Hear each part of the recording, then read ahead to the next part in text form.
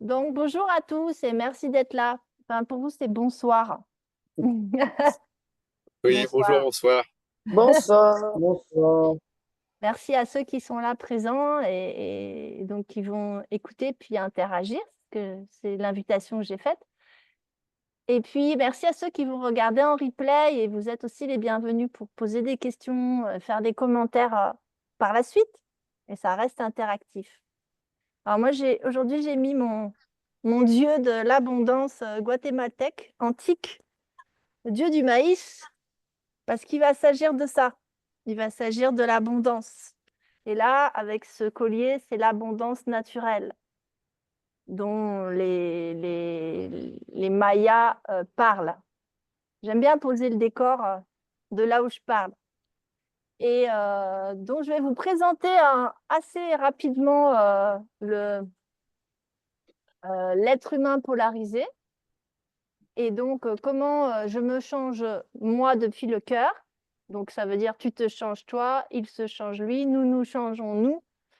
Et comment nous changeons tout autour de nous. Quand je dis tout autour de nous, c'est le monde et l'univers. Donc, c'est quand même une clé intéressante. Et donc, je vais vous présenter cette approche. Et puis, comme je l'ai dit tout à l'heure en off, j'ai envie aussi d'aller voir si dans vos situations de vie, ça fait écho et si vous pouvez venir mettre de l'eau à ce moulin et donc partir sur peut-être une co-création à voir. Voilà, donc c'est un début et c'est pas quelque chose qui est figé, mais l'intérêt, c'est de maintenant l'expérimenter et de le régler. Donc, je vais commencer avec le partage du document. Partage du document. Il faudrait que je le trouve encore. Ouais, c'est celui-là. OK, vous voyez bien?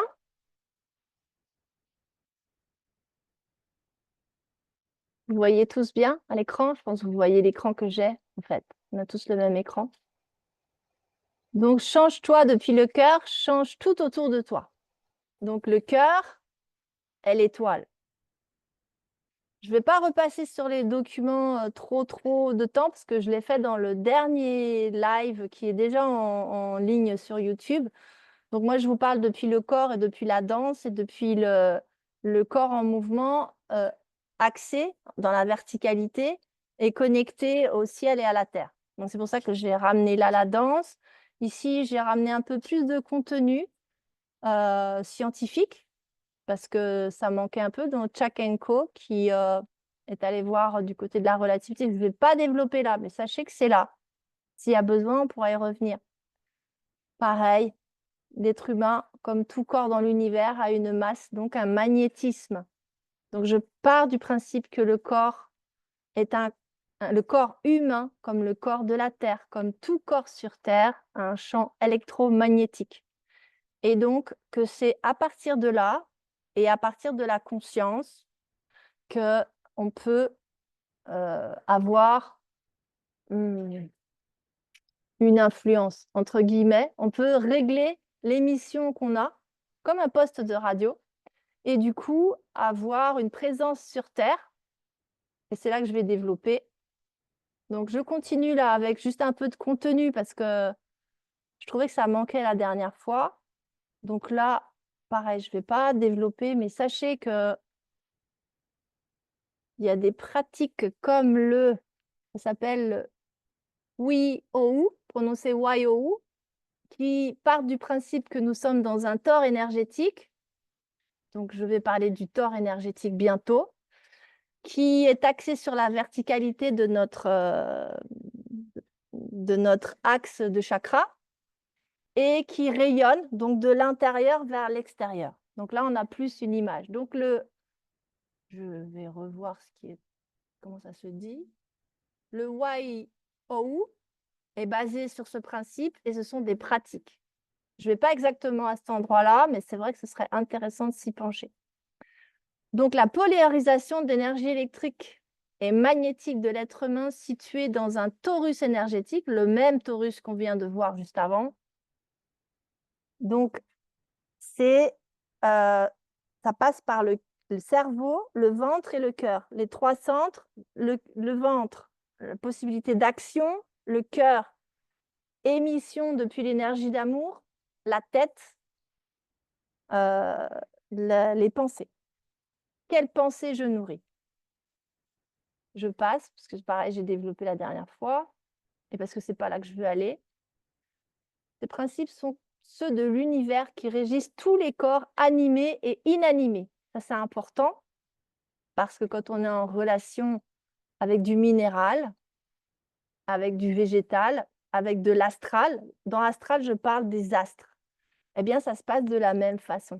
Et on sait, par l'astrologie, par la cosmologie, qu'on est aussi influencé par les étoiles, les autres galaxies, les autres plans, mais j'irais même plus loin en disant les trous noirs, et tout ce qui se passe dans l'univers. On est par cette présence dans le Thor, sensible en même temps au microcosme, donc au niveau cellulaire et au niveau atomique de ce qui nous constitue, et sensible au niveau macrocosme à tout l'univers.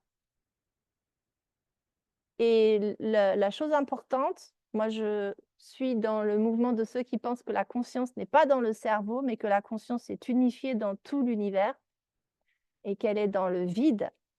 Et donc, c'est par la conscience que l'on choisit notre façon d'être au monde et notre façon d'être en lien avec ce plan qu'on peut appeler divin, qu'on peut appeler de lumière, qu'on peut appeler de conscience supérieure. Enfin, chacun, on peut l'appeler comme on veut, mais voilà, c'est de ça qu'on parle. Et donc, c'est ce que je développe après. Donc, en plus d'être dans un Thor, donc une énergie qui nous vient du haut et du bas, j'ai fait ça par le canal lumineux doré, là, donc qui passe par tous nos chakras et qui ressurgit à l'extérieur. Nous sommes polarisés. Donc, nous sommes polarisés en émission. Nous sommes polarisés comme une pile, en fait. C'est-à-dire qu'il y a un pôle plus et un pôle moins. Le pôle moins, c'est celui qui attire les choses de l'extérieur. Donc là, je dis la colonne de lumière est attirée par notre vacuité. Et donc, nous émettons une énergie positive, donc une énergie de manifestation, une énergie de nos rêves, de nos pensées, de l'intérieur vers l'extérieur, une énergie aussi, malgré qu'on soit plus, une énergie d'attraction. C'est-à-dire qu'en fait, on crée autour de nous un champ qui est 5000 fois plus grand. C'est Greg Braden qui a scientifiquement posé ça. Plus grand, 5000 fois plus grand quand nous sommes dans l'amour et la compassion que quand nous sommes dans la peur et la menace. Donc le champ aurique, le champ de l'aura, grandit quand nous sommes dans des émotions d'amour et de compassion, qui sont sur l'échelle de l'état émotionnel, parce que l'amour n'est pas une émotion. L'amour, c'est un état d'être qui est le plus haut. Donc, dans cette bulle aurique, on a la possibilité de faire venir à nous des choses, parce qu'en fait, on crée cette bulle dans laquelle il y a déjà la réalité dont on rêve. Donc, en fait, cette bulle, elle est le support de notre manifestation intérieure, de nos pensées, de nos paroles, qui est la continuité des pensées, et de nos actions, qui est la continuité de notre parole et de nos pensées. Voilà, je ne développe pas beaucoup plus là parce que je l'ai fait déjà et puis c'est juste une façon de reposer le décor. Donc là, quand on est dans une façon d'être au monde dysfonctionnelle, une aura, ce que je vous ai dit avant, qui est moins étendue, on peut être jusqu'à être polarisé à l'envers. C'est-à-dire que l'on reçoit les conseils, les inspirations, les croyances, les ordres d'obtempérer de l'extérieur. Donc, on est moins, donc on est poreux. Et on est polarisé plus à l'intérieur, c'est-à-dire qu'on ne peut recevoir aucun message, que ce soit de l'énergie de la Terre ou de l'énergie des plans supérieurs. Donc, en fait, on est à l'envers. et j'appelle ça dysfonctionnel parce que dans ce cas-là, on est une marionnette. C'est-à-dire qu'on n'a plus la possibilité de libre arbitre. On est pris en charge par l'extérieur, par les autres et forcément, on est un peu en perdition. Après, il y a d'autres états intermédiaires parce que il faut bien vous dire que comme quand on met le courant sur une électrolyse et qu'on peut l'arrêter, le remettre, l'arrêter, le remettre ou le changer de polarité aussi, ces polarités changent en fait, ça peut osciller. On a une grosse peur, on nous dit, «Faut faire telle chose», évidemment, c'est les choses qui sont liées à toute cette, période du covid qui me viennent à l'esprit. J'aimerais bien trouver autre chose. On nous dit: «C'est la guerre». Forcément, paf, on reçoit l'information, on a peur, on est figé là-dessus et on va agir en réaction à cette injonction extérieure. Donc évidemment, à ce moment-là, on se polarise sur la peur, donc on a l'aura qui se rétracte et on est du coup, ça fait un moment où on est plus, c'est-à-dire qu'on peut être moins plus et puis on peut être plus, c'est-à-dire qu'on est fermé à la guidance, ciel-terre et on est quand même en émission de quelque chose et puis ça va durer un temps, puis après on va donc là je parle d'un état pathologique. Parce qu'après je vais détailler pour le triangle de Karpman, mais rapidement parce que je l'ai déjà fait la dernière fois. Donc c'est une course en avant qui est magnifiquement illustrée par le pervers narcissique. Voilà, qui lui n'est pas inspiré par, un niveau supérieur, mais il est inspiré par son ego. Donc en fait, il est en circuit fermé et il va, par contre, donner des injonctions à l'extérieur, manipuler, vouloir absolument, avoir sa place dans le monde. Après, il y a l'autre polarisation qui est moins. Vous l'avez bien compris, c'est des photos à des moments donnés.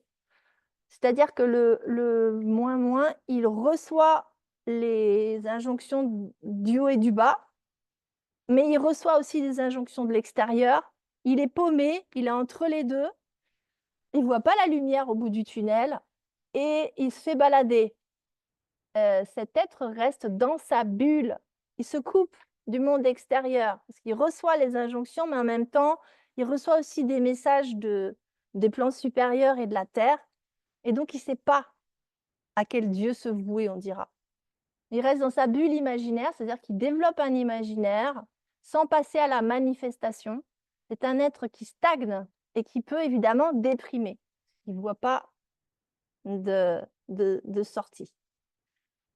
Donc, je ne vais pas détailler ce qui est du triangle de Karpman. Peut-être j'y reviendrai après.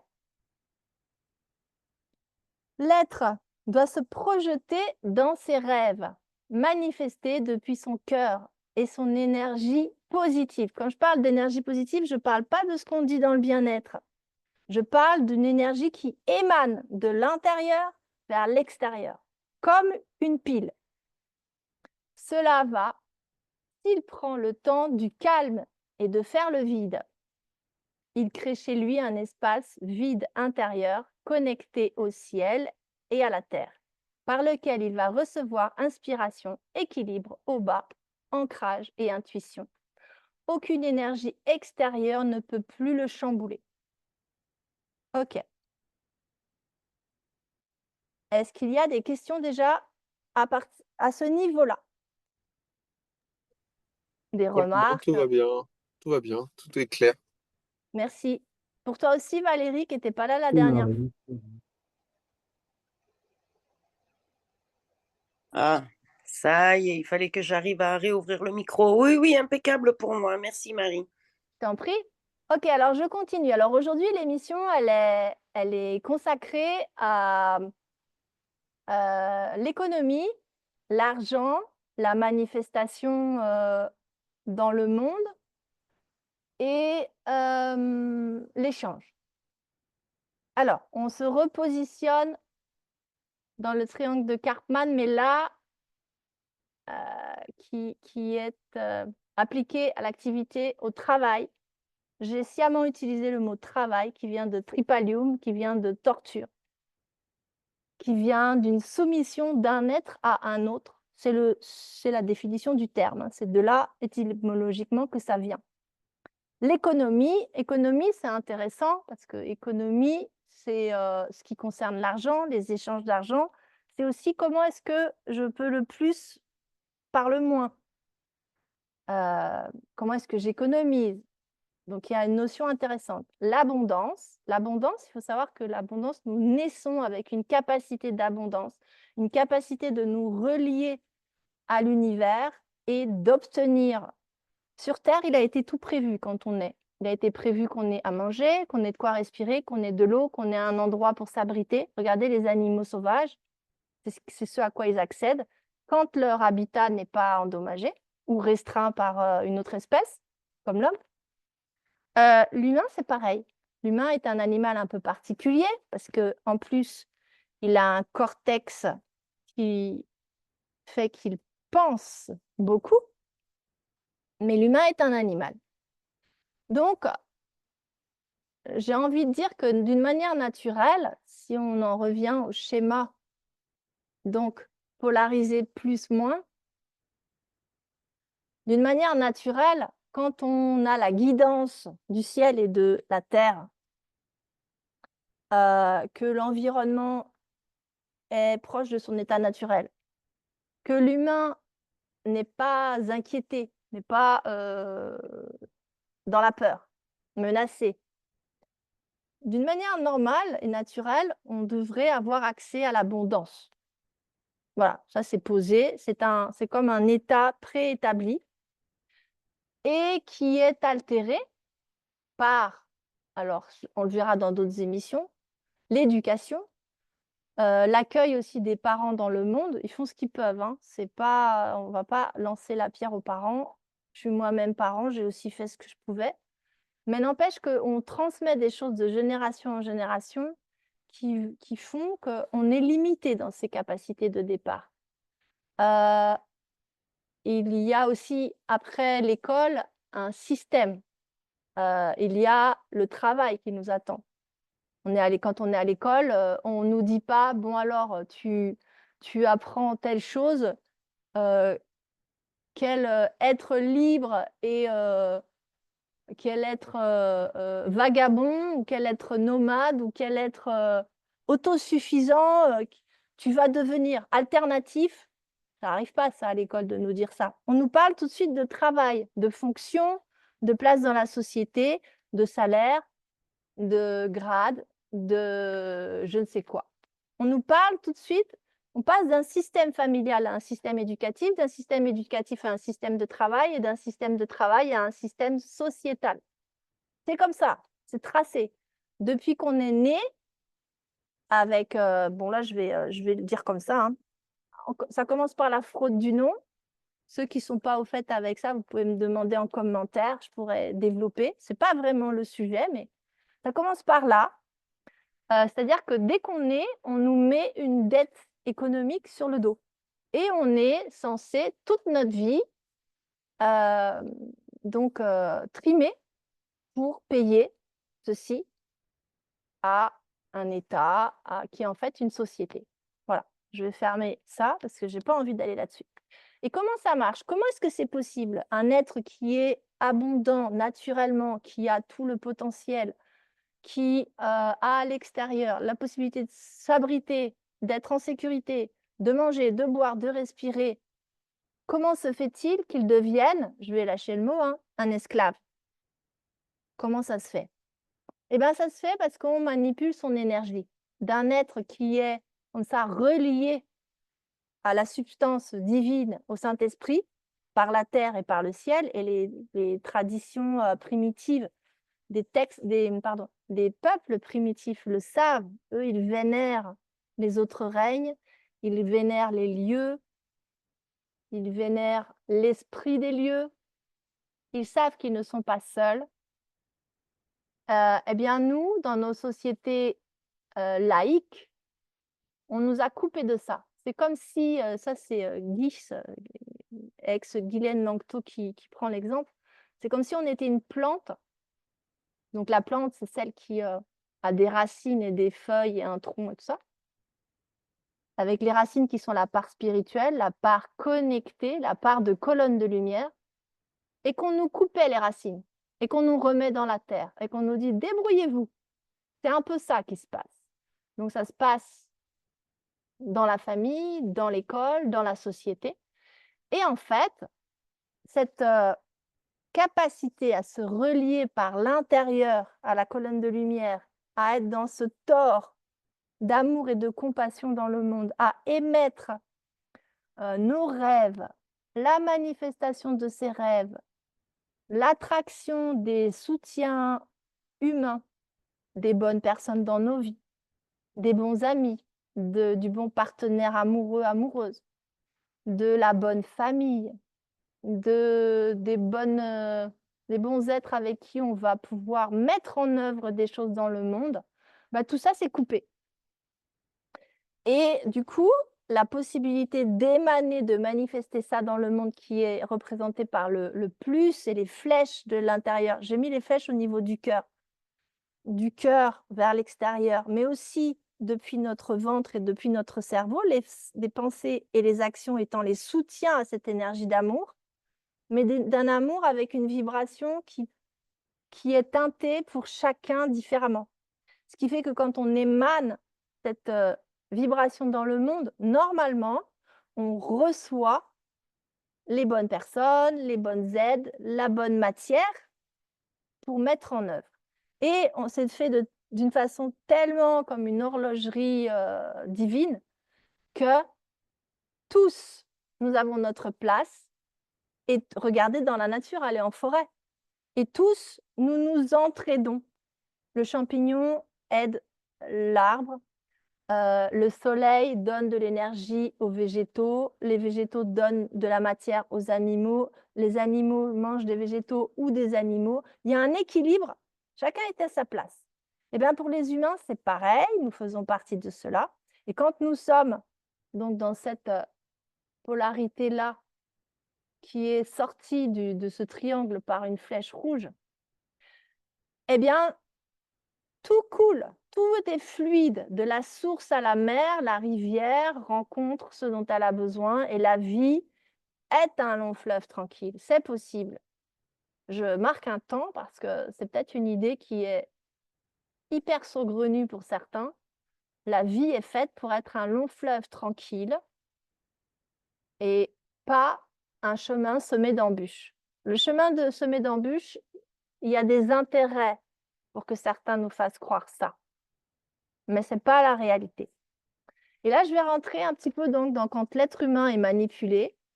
Donc, il peut être déjà manipulé avec, là, le salarié sans choix. Voilà, il sort de l'école, il a été formaté par toute cette période-là, on va dire qu'il a 16, 18 ou 25 ans, suivant les études qu'il a faites.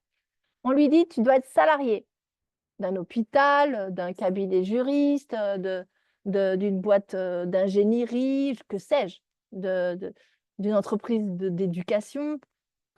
On lui dit, tes rêves, tu les mets de côté. Voilà, tu vas faire ça, tu vas donner ton temps et ça va être génial parce que tu vas toucher de l'argent. Donc, tu donnes, alors en France, c'est 39 heures, quand on est prof, c'est 15, 18 heures. Quand on fait des heures sup, quand on est à son compte, ça peut aller jusqu'à 70 heures. Ici, au Costa Rica, d'où je vous fais le live, c'est 55 heures légales la semaine.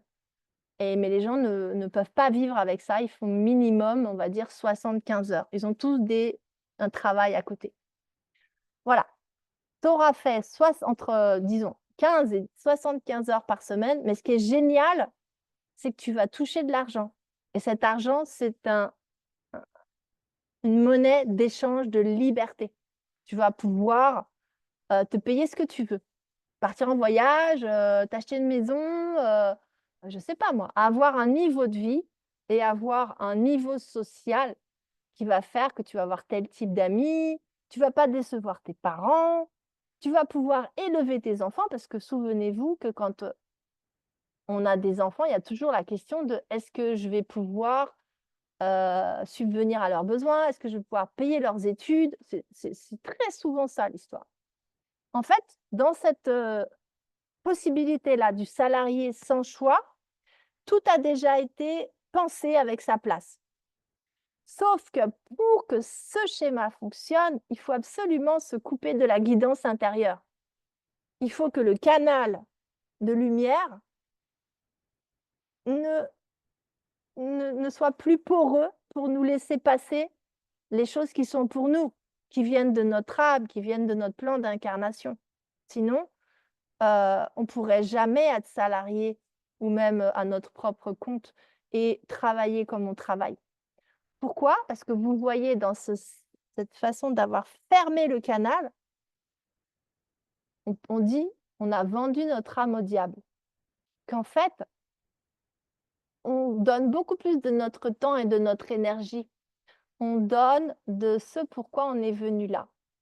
Et ce qui se passe dans la grande partie des gens, de plus en plus, c'est qu'à un certain âge, allez, moi, mon fils, il vient de le faire, donc entre 27, on va dire, ça dépend à quel âge on sort de l'école, et 40 ans, on fait un burn-out.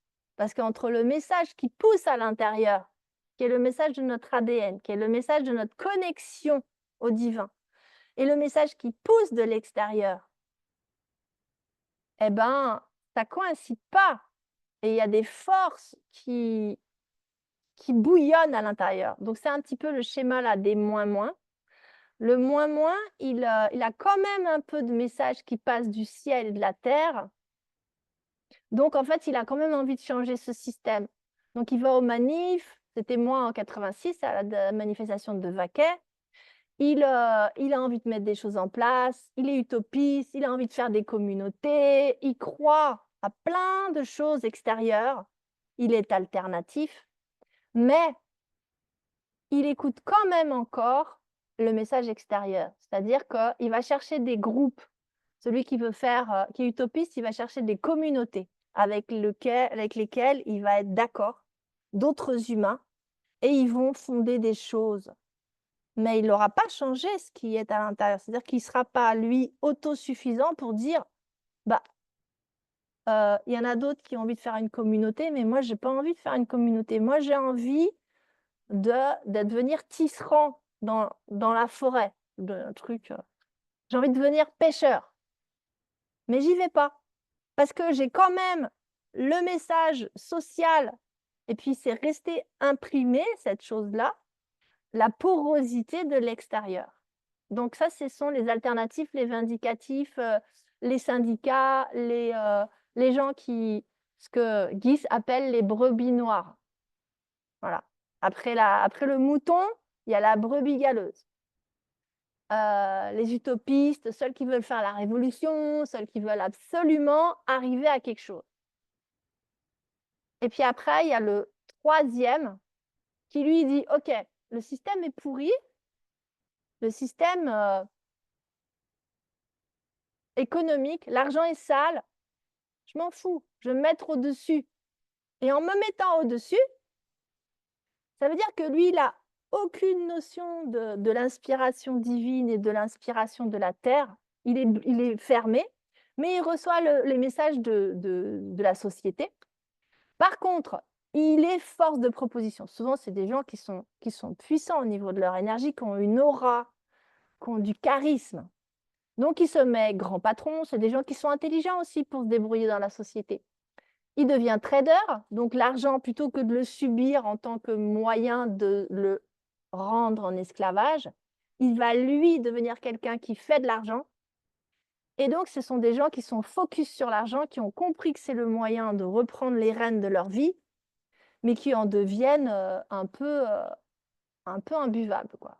On va dire, pour aller rapidement. Voilà.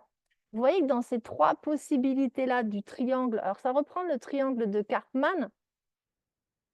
Je ne me rappelle plus qu'est-ce qui correspondait à quoi tout à l'heure. Je peux reprendre juste pour voir. Ce sera marrant de voir.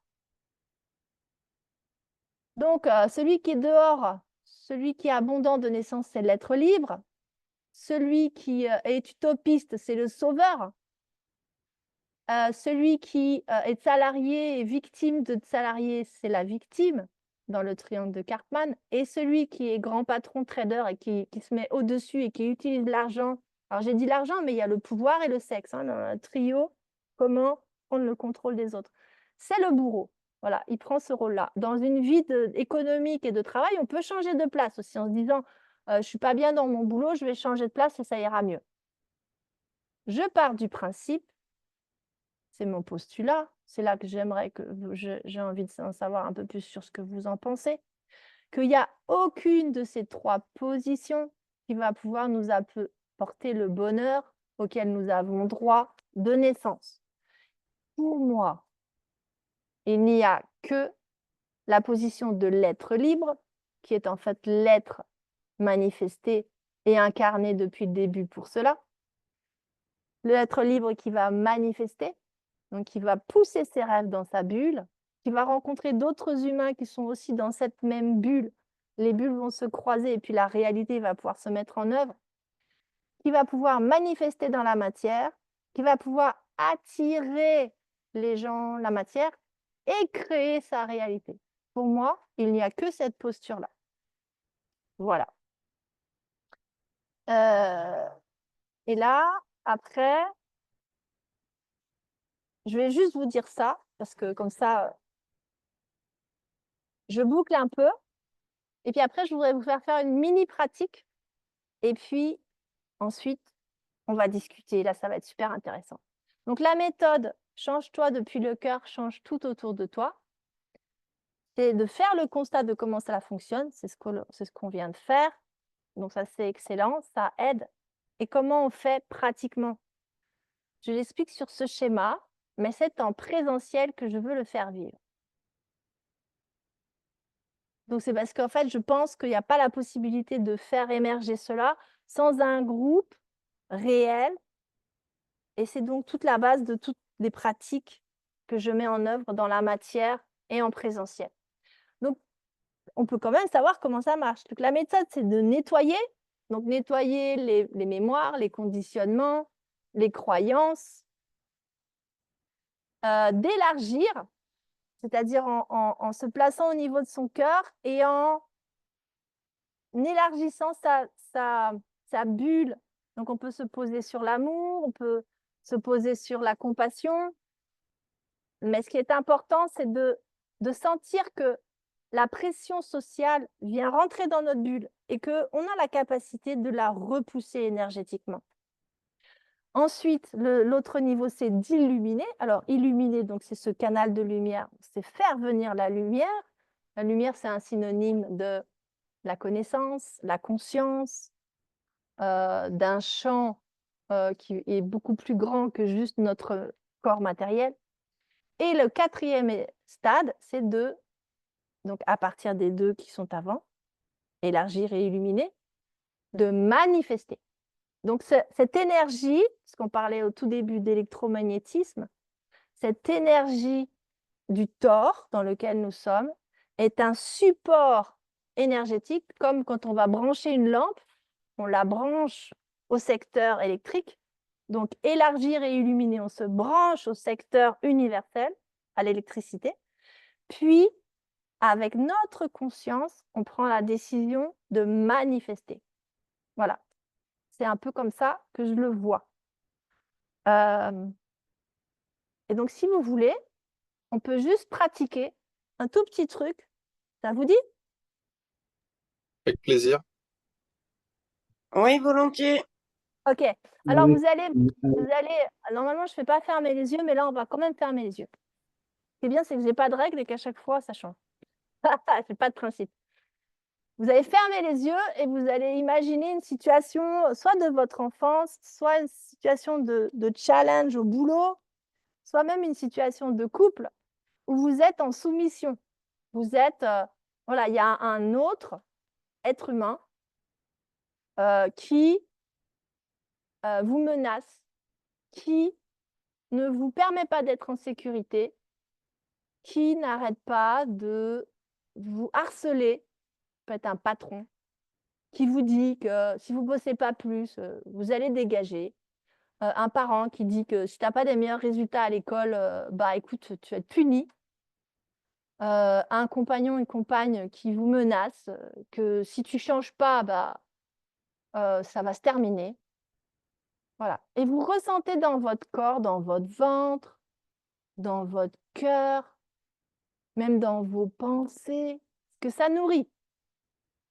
Petit scénario pas très agréable, mais c'est bien d'y aller. OK, on le laisse. Ayez le souvenir des sensations du corps. Et maintenant, vous allez vous mettre dans une situation, vous êtes dans les bois, vous marchez pieds nus, il fait bon, il fait pas froid, il fait pas chaud. Vous sentez la brise légère dans les arbres et vous vous sentez totalement souverain sur terre. Vous voyez les relations d'un peu plus loin et toutes ces relations, de toute façon, vous sont bénéfiques. Alors vous voyez, tiens, vous voyez un chevreuil qui apparaît. Vous voyez des champignons. Vous percevez la lune aussi. Vous vous sentez relié à tous ces esprits. Esprit animal, esprit végétal, esprit du champignon, esprit des étoiles. Vous avez envie de respirer pleinement tout ça. Puis plus ça va, plus vous allez nourrir cette sensation d'être partie de tout ça universellement et vous allez permettre aussi d'ouvrir votre cœur et de sentir de la compassion. La compassion, c'est que vous êtes dans la passion, là, en fait, c'est l'amour avec.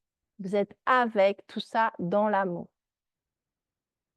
Et vous êtes avec tout ça dans l'amour par les sensations du corps, parce que vous vous aimez vous-même dans votre vie. Et là, vous faites comme exploser votre cœur d'amour tellement dans votre vie, vous vous donnez les choses qui sont bonnes pour vous. Vous avez envie de respirer à pleine narine, de croquer dans la vie. Et puis dans votre ventre, ça se manifeste par une sensation particulière.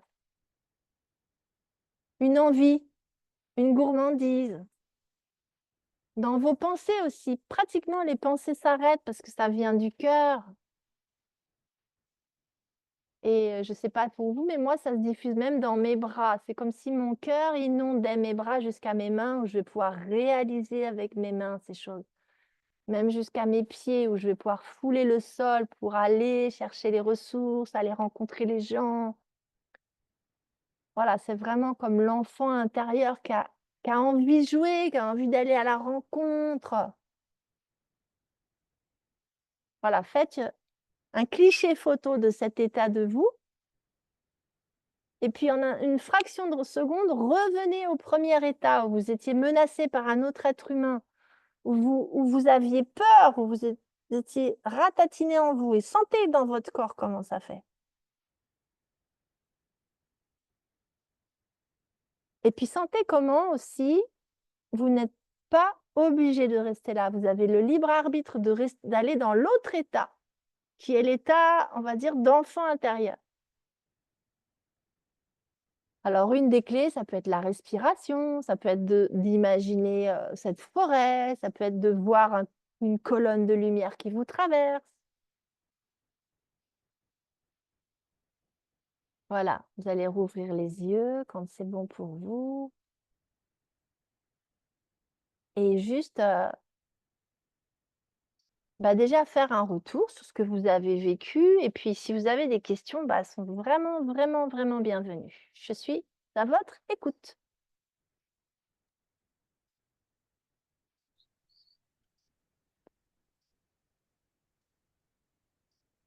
Alors pour moi, la différence entre les deux états,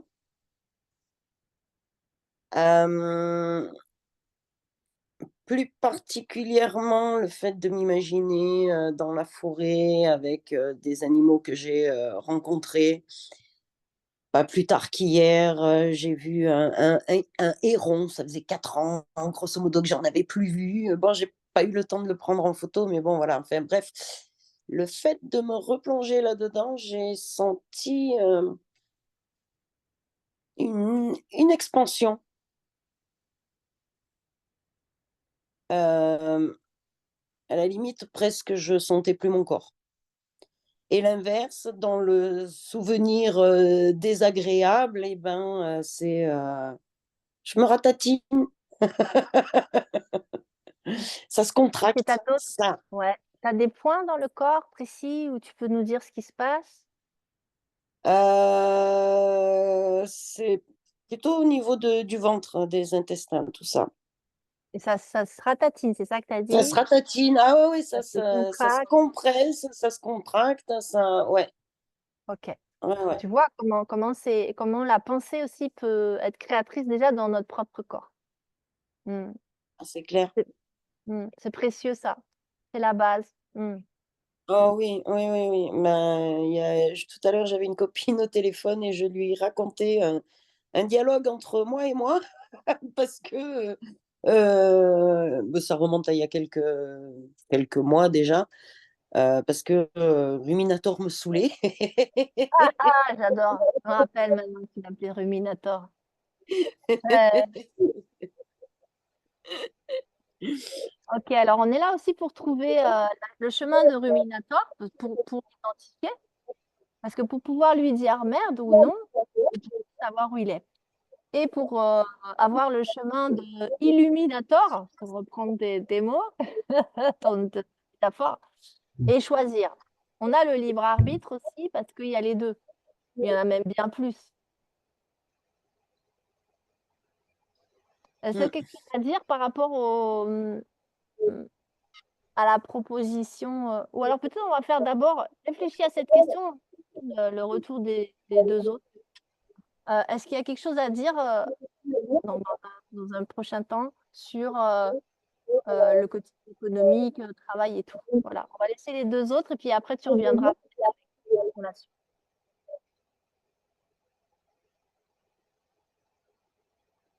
Emery, je vois que tu as ouvert ton micro. Ben, si vous m'entendez, je veux bien m'exprimer. Ouais, on t'entend.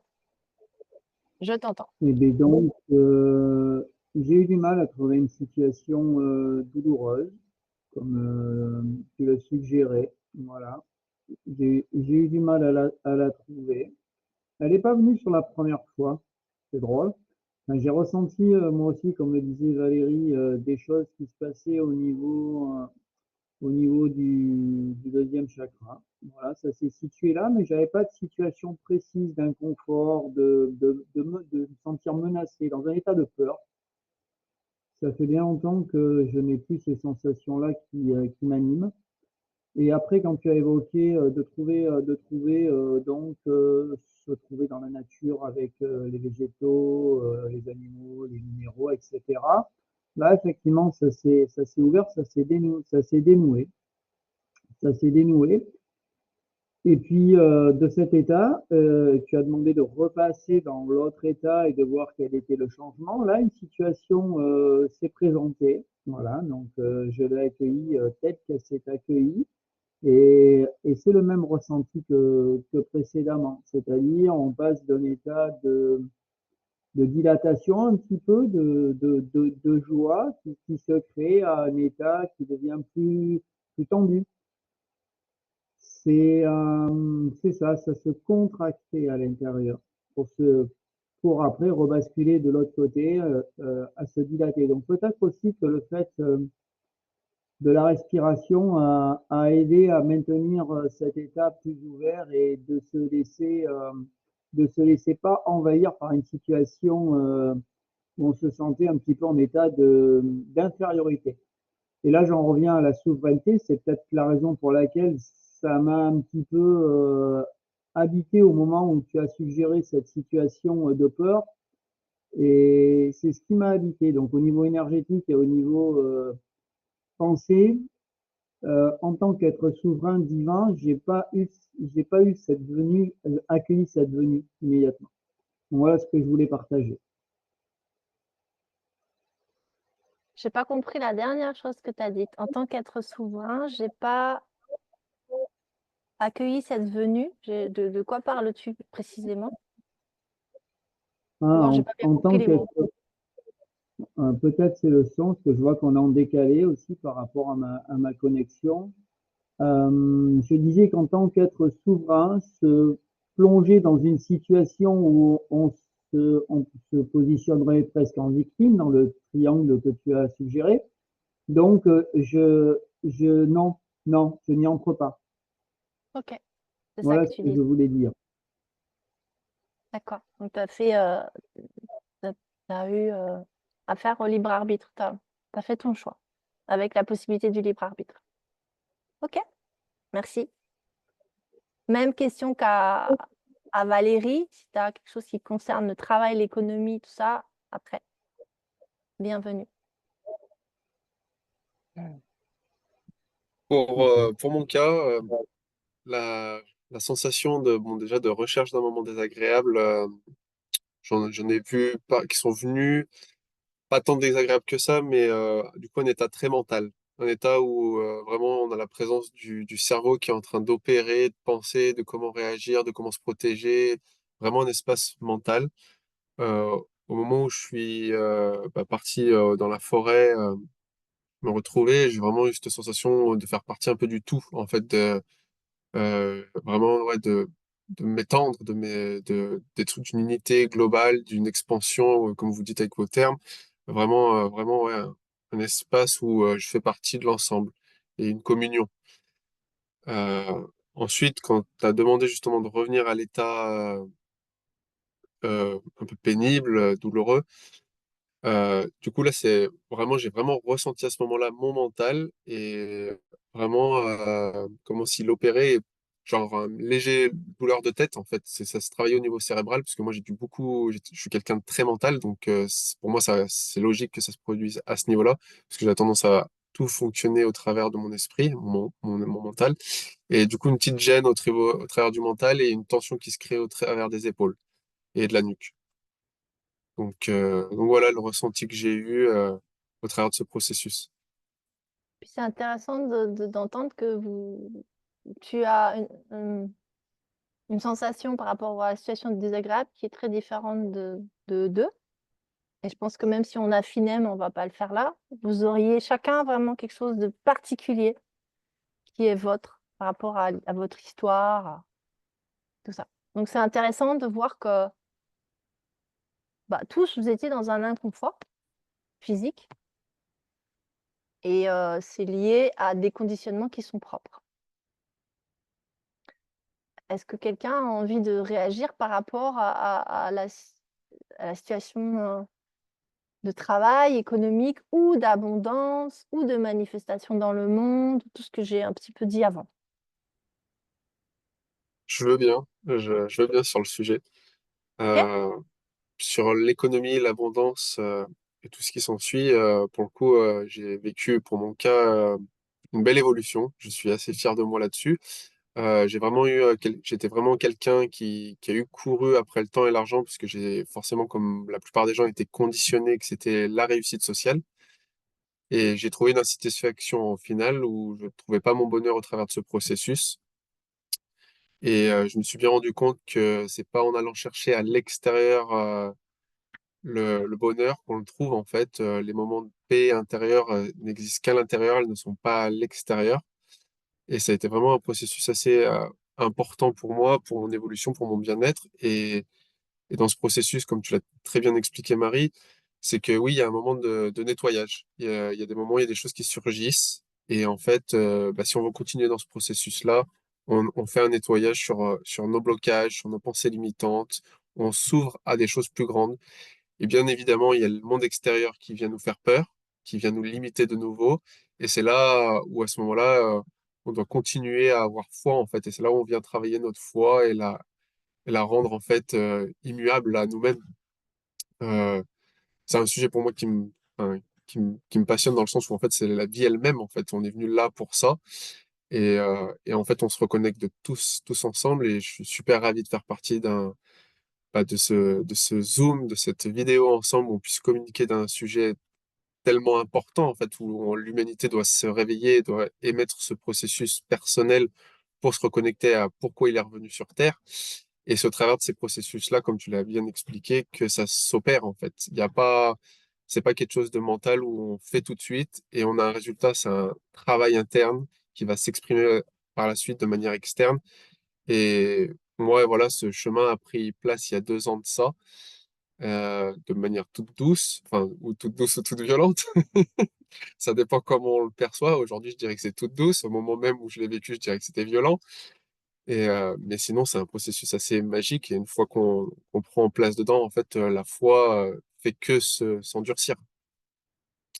Donc voilà ce que je souhaitais partager sur le sujet. Et la foi, dans les schémas et la partie du corps de tout à l'heure, où est-ce que tu la situes? J'ai pas idée, moi, hein, de la réponse, hein, Ouais, mais ça alors, m'intéresse. si je devais parler de la foi, franchement, c'est au moment où quand on sent qu'on fait partie du tout, donc c'est l'ensemble, en fait. C'est comme si c'était mon âme elle-même qui a foi en tout ce qui opère. J'aurais du mal à le situer dans juste le cœur, en fait. C'est dans tous mes actes, en fait. Et du coup, ça s'exprime au travers de l'ensemble. Et c'est pas forcément simple au quotidien, mais dans les moments de présence consciente, ces moments-là, je ressens comme une partie divine de l'ensemble de mon corps et que la foi s'exprime au travers de tout, en fait, de l'ensemble.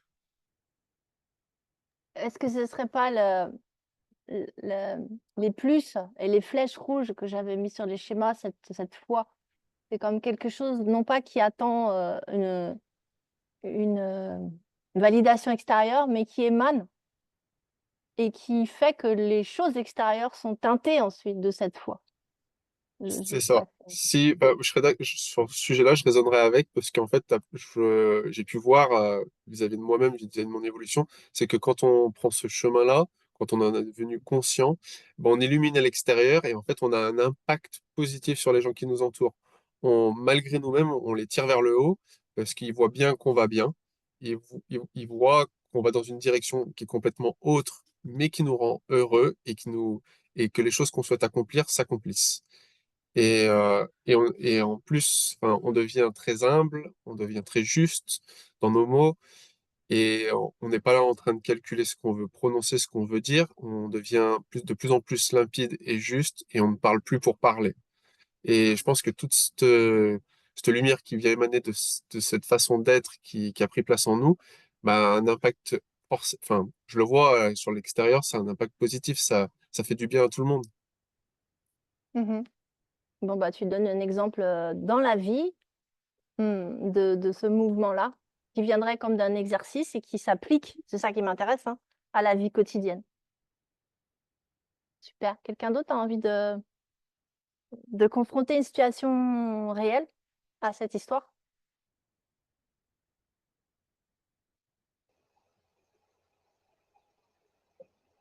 Ben, je peux bien m'exprimer sur, sur ce qui me concerne et évoquer donc ce qui m'est personnel. Euh, et de dire que même si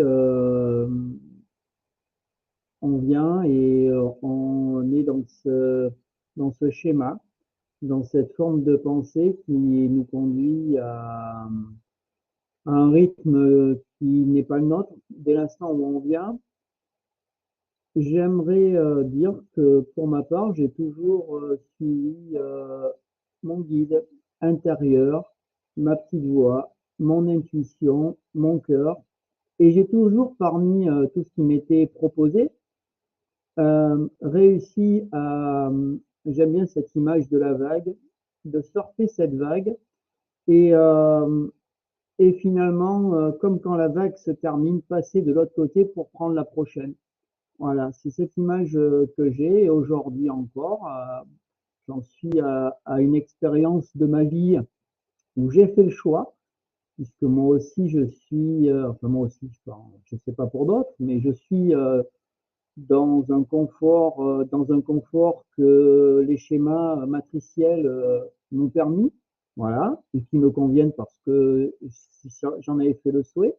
C'est une mission, donc cette mission de vie, je l'ai acceptée, je l'ai faite et je la fais encore de tout mon cœur parce qu'elle a une raison d'être. Et de toute façon, là où on se situe, on a tous une raison d'être, quelle qu'elle soit. Mais aujourd'hui, j'ai je suis en accord à dire qu'il est temps de passer à autre chose.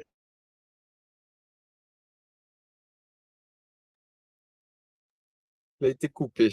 Emery, t'as été coupé, ouais. Je sais pas si. Bon. Il était temps de passer à autre chose. Mhm. Peut-être on pourra voir quand il revient, qu'il nous termine ce qu'il dit. Valérie, tu as envie d'exprimer quelque chose? Je suis de Ah, peut-être. retour. Ah, si vous pardon. m'entendez. Excuse-moi, j'étais partie sur Valérie parce que je croyais que t'étais partie un moment. Ben, j'ai Il est cru que temps c'était de tu ton disais. côté j'ai cru que c'était de ton côté qu'il y a eu une coupure électrique, mais apparemment c'est mon Ah réseau. non, non, tous les autres, on était là. C'est vrai que ça arrive parfois. Donc, euh, donc, comme je le disais, et ce qui me concerne et ce que je ressens, je suis connecté à mon intérieur et je suis cette voix intérieure. Donc, cette voix qui, pour moi, est la plus proche de ma mission d'âme. Voilà, j'ai envie de l'appeler comme ça. Et peu importe les agitations à l'extérieur qu'elles peuvent occasionner, parce que au fur et à mesure de la vie, ça ne m'a pas amené que des amis, voilà, y compris au niveau familial, mais c'est pas grave, je respecte mon choix intérieur et comme le disait Jérémie un petit peu avant, je veux croire que de ce que nous émanons de cet équilibre, ça permet de rayonner, de diffuser, de faire adhérer ceux qui sont proches de nos vibrations et les autres, c'est pas grave si d'autres ne ressentent pas cela. Moi, c'est ce que j'accueille. Donc, effectivement, ce chemin a permis de nettoyer beaucoup de choses à l'intérieur et c'est peut-être pas fini. Il y en a sûrement encore d'autres qui émergeront, qui sont nécessaires. Ça fait partie de l'expérience. C'est un tout. Ça a permis d'élargir les potentiels également. Et puis, ça a permis évidemment de manifester aujourd'hui ce que je suis. Et je suis heureux d'être ce que je suis. Voilà ce que je voulais partager. Merci. Par rapport à cette proposition que j'ai faite de schéma, est-ce que tu saurais dire où c'est la mission d'âme? Juste pour voir si ça fonctionne. Et si c'est Le universel. schéma, auquel Le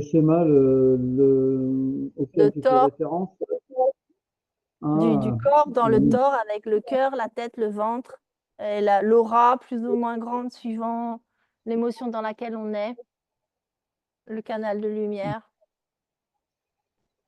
principalement, je la centrerai en réceptivité. Toujours pour moi, ce qui m'anime, c'est la vibration du cœur. Donc, je suis dans le cœur et pour moi, c'est de là que partent toutes, toutes mes manifestations. Et tu penses que ça réside dans le cœur, cette mission d'âme, ou bien même qu'elle vient d'autre part et qu'elle passe par le cœur? Ah, oui, alors si on peut rentrer dans d'autres choses que je ne pensais pas aborder, ça fait peut-être partie de l'équipe qui est venue, donc on pourrait peut-être parler de double, je ne sais pas, de On ceux pourrait qui parler de conditionnent un qui? petit peu. Moi, Pardon? j'ai pas entendu le mot. J'ai pas entendu le mot de ce que tu Ah, as dit.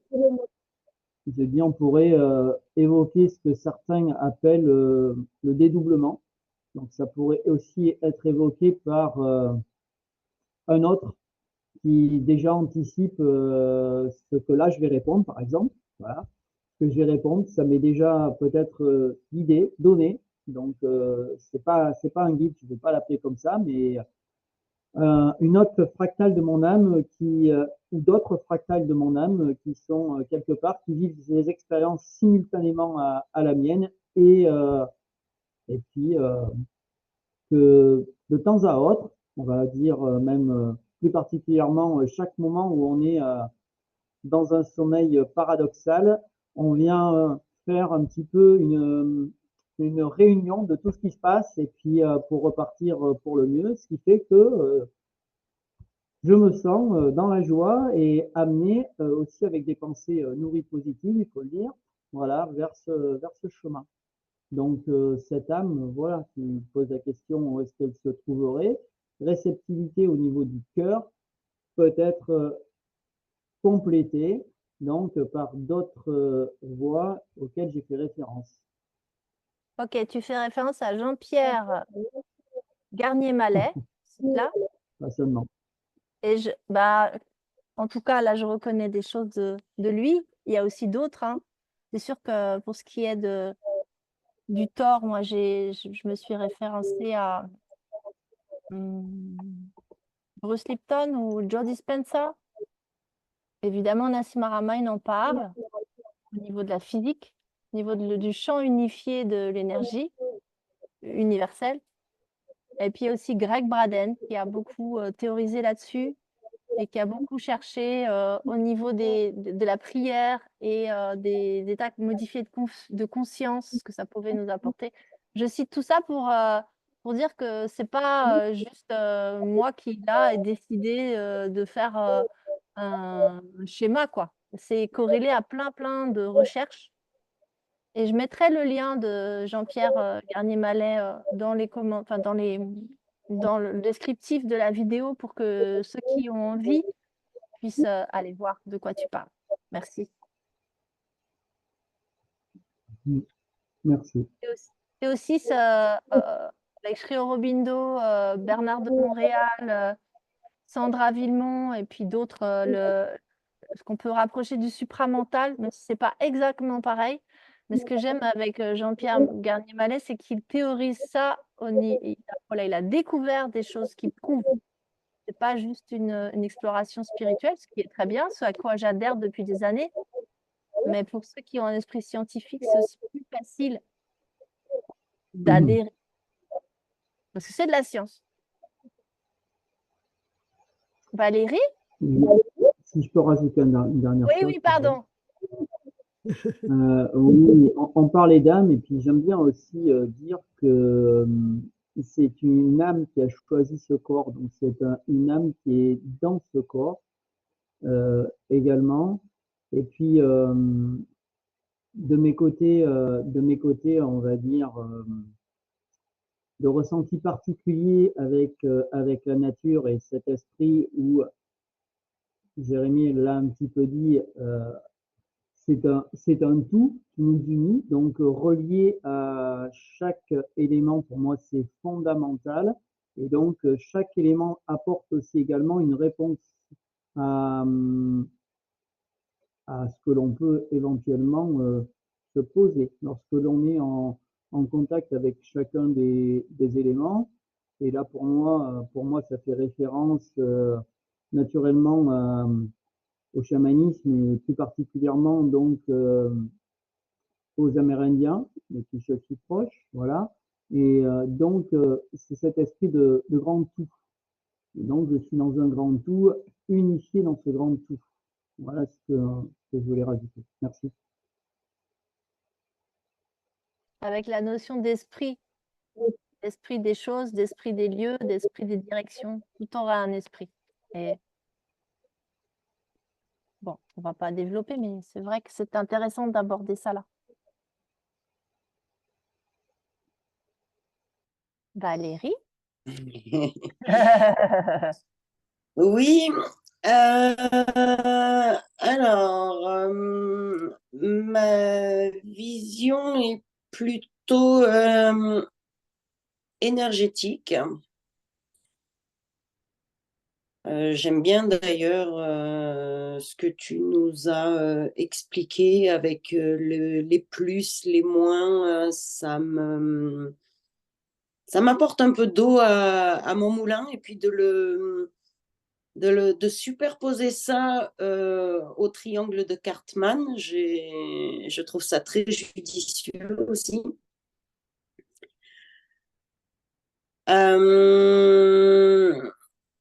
J'en suis quand même encore à, comment dire, me surveiller, on va dire ça comme ça, parce que j'ai quand même une certaine tendance à retomber dans le triangle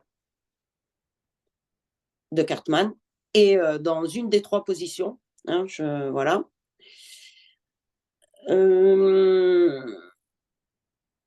Je sais pas, honnêtement, je sais pas quoi dire d'autre au niveau de l'abondance. J'ai pas de soucis en ce moment, que ce soit matériel, relationnel. Par contre, j'ai entendu quelque chose récemment et je me suis dit, oui, tiens, c'est pas bête. Quand on demande quelque chose, pour ceux qui demandent des choses, que ce soit à l'univers, à Dieu, à la source, on demande d'être dans l'abondance. En fait, il y a quelqu'un qui a spécifié, nous vivons dans un monde de polarité. Donc, si on demande l'abondance brute comme ça peut être de l'abondance positive ou négative, mais dans le sens de, du bien ou du mal, si je puis dire, de quelque chose qui fait du bien ou quelque chose qui est désagréable.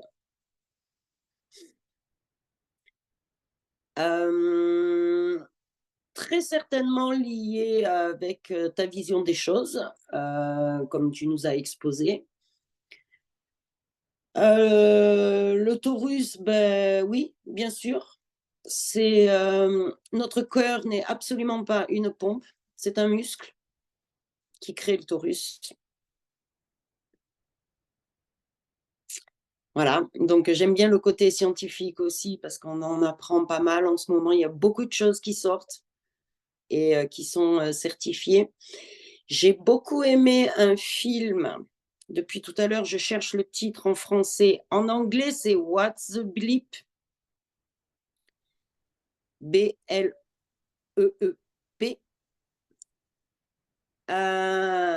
Et en français, il me semble que c'est que sait-on vraiment de la réalité? Et je le re-regarde assez régulièrement parce que j'adore la façon dont c'est expliqué, exposé. Il y a même une mini partie dessin animé avec, il l'appelle Docteur Quantum, qui explique la projection de particules, tout ça. Enfin bref, c'est excellentissime. Le côté quantique, le côté tout ça, enfin bref. Bon, Jean-Pierre Garnier-Mallet, oui, c'est enfin tous ceux que tu as cités, Marie, mis à part un ou deux, je connais et ça fait partie des gens qui m'ont aidé à arriver là où j'en suis à l'heure actuelle, c'est-à-dire il me semble, à peu près manifester l'abondance, donc on va dire positive, même si en général j'essaye de sortir de cette histoire de polarité. On va dire l'abondance plaisante. Voilà, on va le dire comme ça. Tu pourras Ah, nous il y a donner encore un petit coin où ça coince. Hein? m'envoyer la référence du film que je mettrai aussi dans sous YouTube pour que si les gens, même moi, j'ai envie d'aller voir. Ouais, Ok, merci. ouais, pas de souci. Voilà, en fait, je me concentre, on va dire, au quotidien à avoir un certain point de vue qui est encore des fois, je trouve, un peu trop dans les schémas de l'esclavagisme, on va dire, hein, du monde qu'on connaît et dont on ne veut plus.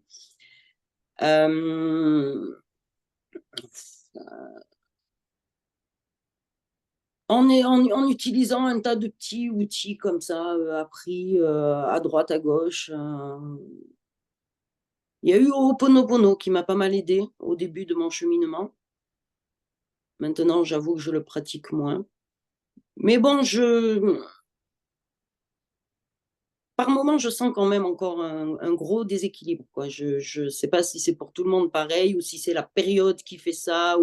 Alors après, je me félicite de voir comment je réagis, comment j'arrive à couper court à certaines choses, notamment vis-à-vis de Ruminator.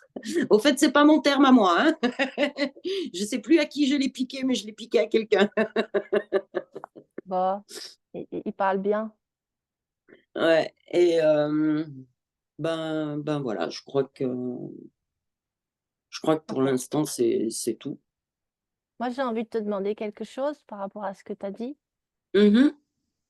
Tu as parlé de la polarisation. Alors, est-ce que c'était la polarisation du monde? Non, tu as parlé de la polarisation de l'abondance, avec une bonne abondance et une mauvaise abondance. Alors, moi, ce que Mhm. j'entends, je ne sais pas si c'est ce que tu as voulu dire, c'est une abondance qui serait égotique et qui voudrait tout, et tant pis pour les autres, ils n'ont qu'à crever. C'est un peu ce qui se passe dans le monde.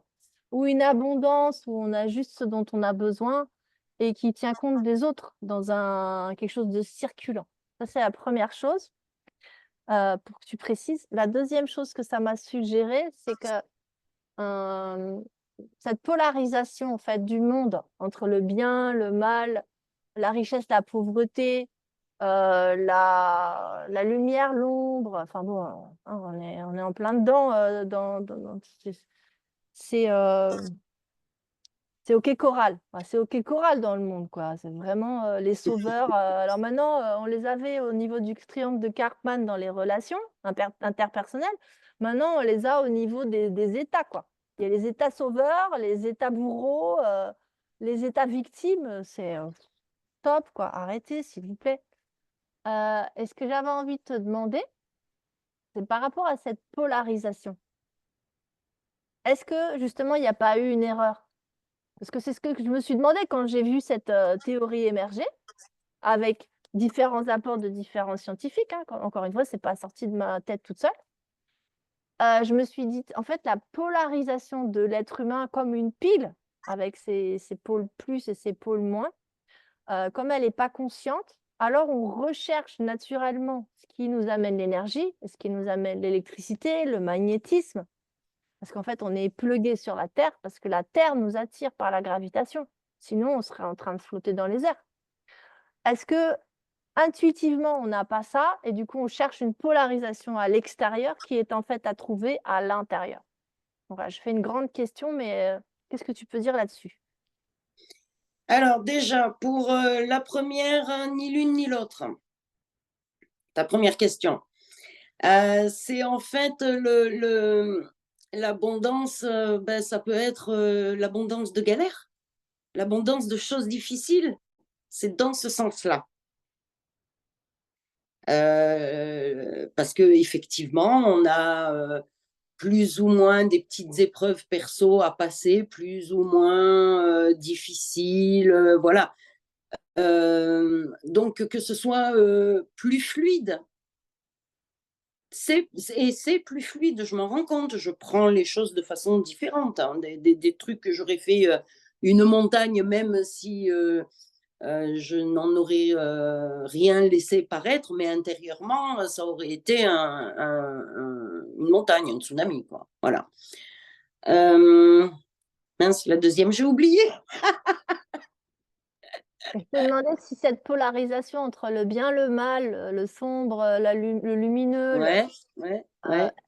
qu'on cherche à l'extérieur, en fait, où voilà, on cherche à avoir raison en face de quelqu'un, on cherche à avoir une bonne action. Bref, toute cette recherche de polarisation, est-ce que c'est pas le manque d'avoir rencontré en soi la polarisation naturelle qui est l'émanation de cette polarité masculin-féminin, j'allais dire, mais plus et moins, qui est due au fait que nous sommes des êtres électromagnétiques, comme tout corps, comme toute masse. Oui, c'est possible. C'est possible. Là, je ne sais pas, j'ai pas la réponse. Par contre, petite précision qui me vient à l'esprit là, électromagnétique. Nous sommes électromagnétiques et je suppose, parce que j'ai pas cherché d'infos, Tu as été coupé. comme tout, un équilibre entre Valérie, l'électrique et le tu as magnétique. été coupé. Ça a été coupé? Ah! Redis, s'il te plaît. Donc, je disais, au niveau nous sommes des êtres électromagnétiques. Je suppose, car je n'ai pas d'infos plus là-dessus, que s'il y a un déséquilibre entre entre l'électricité et le magnétisme qui doit circuler en nous, ça crée des déséquilibres, je ne sais pas, mentaux, physiques, émotionnels. Je pense que Voilà. c'est dû à une croyance qui est fausse. Ça peut, en Les fait, à mon avis, il n'y a pas qu'une chose. Non, Il y a mais par plein rapport de à choses. l'électromagnétisme, il y a une Mm. chose quand même, c'est que de plus en plus, les scientifiques, là, dernièrement, ont prouvé que la gravitation, le fait que les corps ont une gravité, et que les corps s'attirent les uns les autres, que les planètes tournent autour des soleils, que les galaxies tournent, tout ça, c'est dû au fait que tout est vibration. Donc en fait, si je suis en train de parler d'un mensonge, c'est de croire que notre matière est matière Ah et oui, que bah notre ça, corps est c'est matière. clair que on n'est pas que ça, c'est la finalité de la concentration de l'énergie. Mais combien de gens le savent ça et le mettent en œuvre tous les jours? Et donc quand on a la conscience qu'on est vibration et qu'on est beaucoup plus que ce corps physique, qu'on émane autour de nous, un support énergétique, électrique, magnétique, parce qu'en fait, l'électricité sous-tend le magnétisme. C'est ce qui fait que, je ne vais pas rentrer là-dedans parce que là, c'est hyper compliqué, mais ce qui fait que les atomes et les molécules restent ensemble, c'est le fait que c'est vibratoire et énergétique. Énergétique au sens énergie, au sens électricité, hein, pas au sens radiesthésiste et énergéticien. Quoique c'est Mm. relié. Quoique c'est relié. J'allais dire oui, j'allais dire oui. Mm. C'est relié, mais c'est fondé sur des principes physiques. Et donc, si on avait une notion plus réelle, en fait, scientifique de ce que nous sommes, eh ben, on n'aurait pas cette vision que de corps, détaché d'un champ. Là, je vais parler en termes scientifiques, hein, un champ universel, unifié. C'est-à-dire que, comme le dit Guy, G-H-I-S, Gis, ex Mm. Ilen Langto, je l'ai dit tout à l'heure, comme si nous étions des plantes auxquelles nous avons coupé les racines. En fait, notre partie spirituelle, et là je vais oser utiliser des gros mots, hein, mais c'est pas grave. Au contraire, notre partie spirituelle a été coupée, notre partie invisible a été coupée, ce qui fait que notre connexion au multivers de l'univers, dans la représentation des matérialistes, n'existe plus. Ce qui fait qu'ils sont relégués à leur corps physique et que leur partie unifiée n'existe plus. Ils sont plus reliés au champ unifié d'énergie cosmique. Et du coup, tout en découle, hein. L'ego, l'égoïsme, le matérialisme, le capitalisme. Et donc, j'en reviens à l'histoire de l'économie. Cette course en avant après la matière, mais qui n'a aucun sens quand on prend l'être dans toute sa spiritualité. Mm. Donc en fait, si on veut voir les choses et les gens tels qu'ils sont, il faut les prendre avec leur part de non visible. Et là, je sais que c'est un terme qu'Emrys affectionne. C'est pas parce que c'est non visible que ça n'existe pas. Complètement, complètement d'accord. N'est-ce pas, cher Emrys?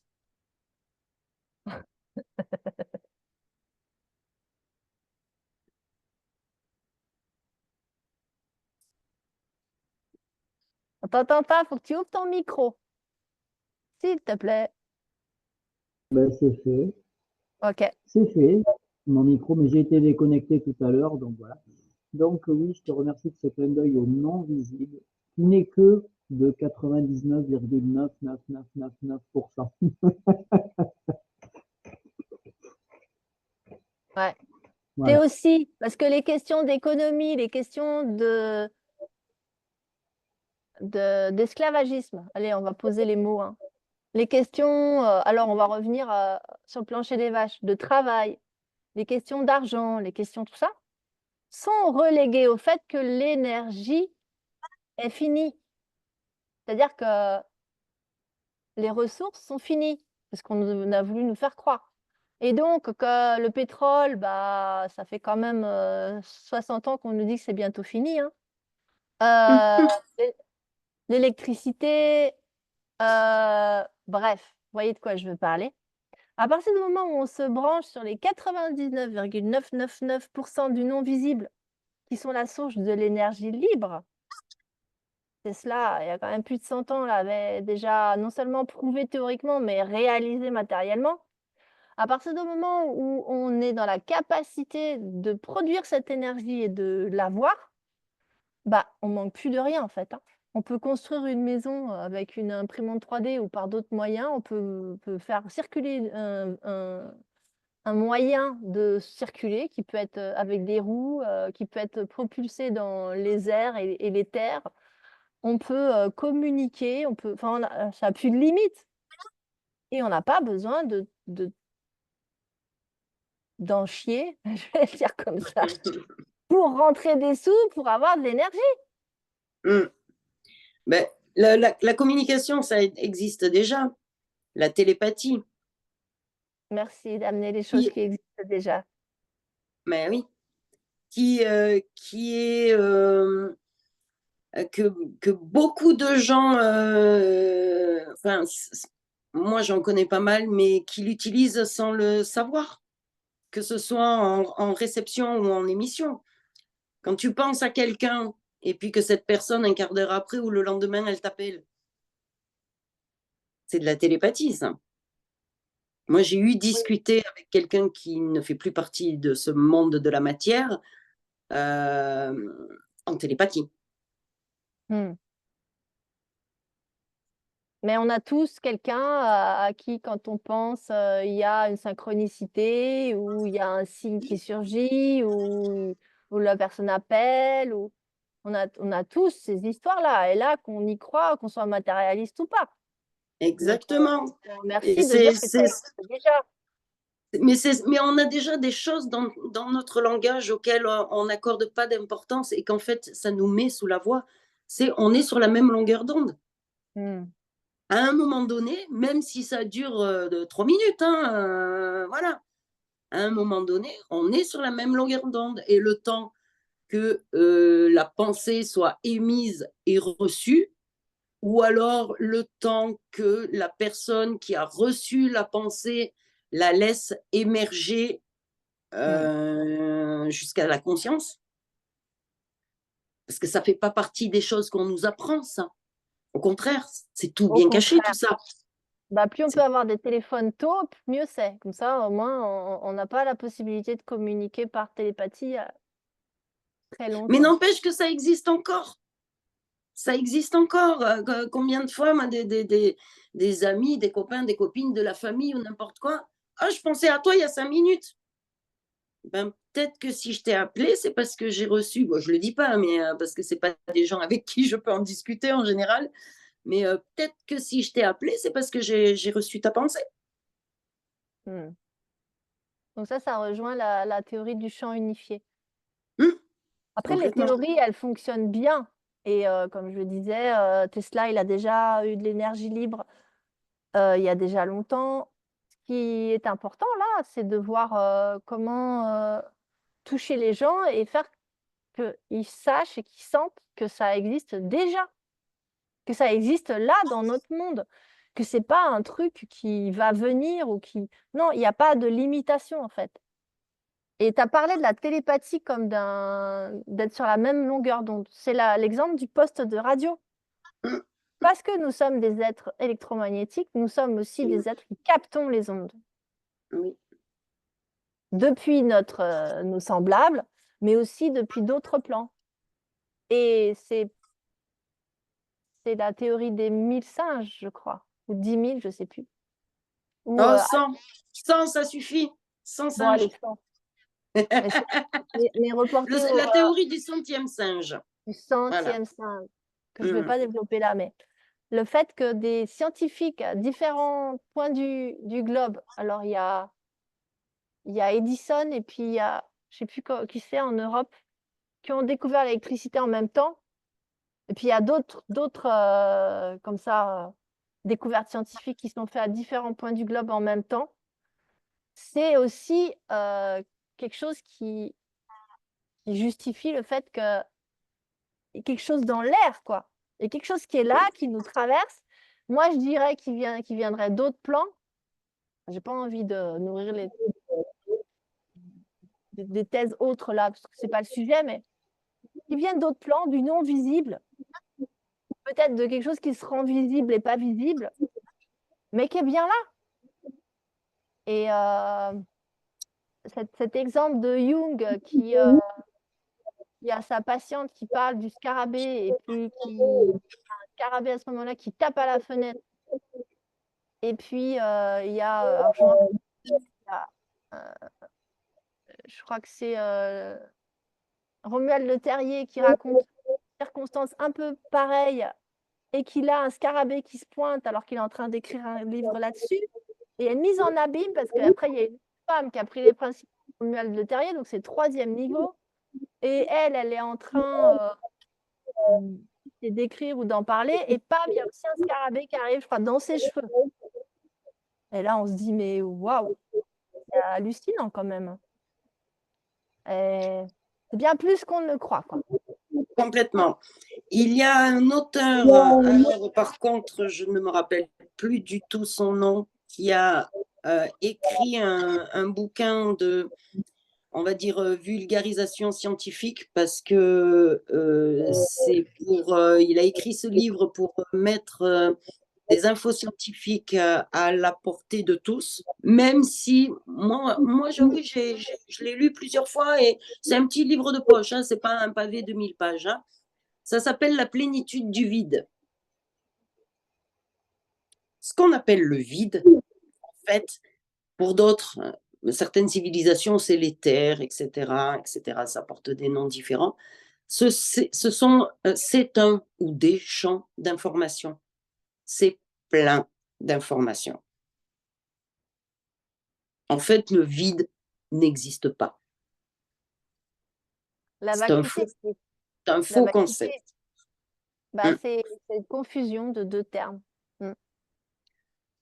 J'ai pas forcément envie que ça dure trop longtemps non plus, parce que après les lives qui durent plus d'1h30, ça commence à être un peu chaud. Par contre, ce que je vois en fin d'émission, j'ai envie qu'on conclue et qu'on conclue avec ce qui a été dit, ce qui est là.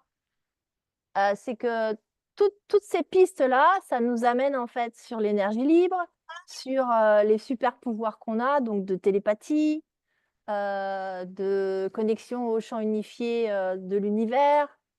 Donc, ça nous connecte aussi à la médiumnité. Tu n'en as pas parlé clairement, Valérie, mais c'était quand même là, de communiquer avec des êtres d'autres niveaux, avec le non-visible.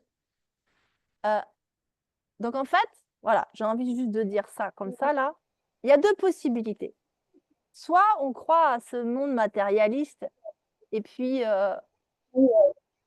clairement, dans ce que j'ai montré là, c'est un choix, mais c'est une relative impasse.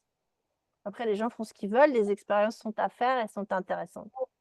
Soit on voit la réalité avec le non-visible telle qu'elle est, et puis on choisit d'expérimenter aussi en n'étant pas forcément hyper sécurisé, parce qu'évidemment, c'est un terrain où il faut faire ses propres recherches. Il faut aussi sortir du confort du monde dans lequel on est. Mais de toute façon, je crois qu'il n'y a pas de troisième option. Il y a deux options.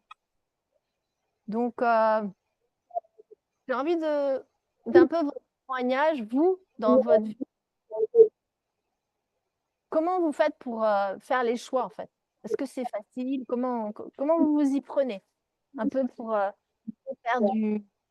Moi, j'ai donné ma méthode de comment je fais, comment je me relie à la lumière, comment je sais qu'à partir de moi émanent les choses, ma manifestation de l'attraction des choses, non pas par mon mental, mais par quelque chose qui est beaucoup plus physique.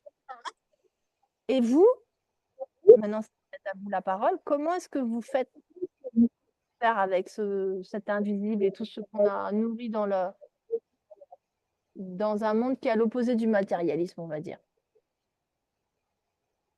Pour moi, ça passe par le ressenti de mon corps. Si ça se contracte, c'est que c'est pas bon. Si ça se contracte quelque part au niveau du chakra du cœur ou au niveau du ventre, hein, c'est que c'est pas bon. Mais des fois, j'ai pas de réponse.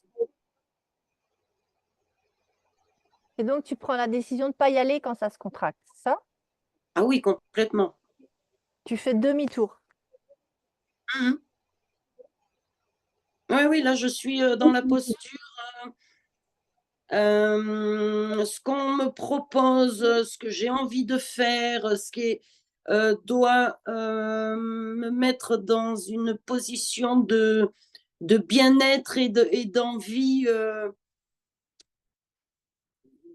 d'envie avec une certaine joie, quelque chose d'agréable. Je vais titiller un petit peu pour que les gens soient au clair, parce qu'il y a des gens qui ne sont pas à ressentir dans leur cœur que ça s'ouvre et que c'est la joie. Comment tu fais la différence entre ça s'ouvre et c'est la joie et dans mon cœur ça fait oui, je vais le dire avec mes mots.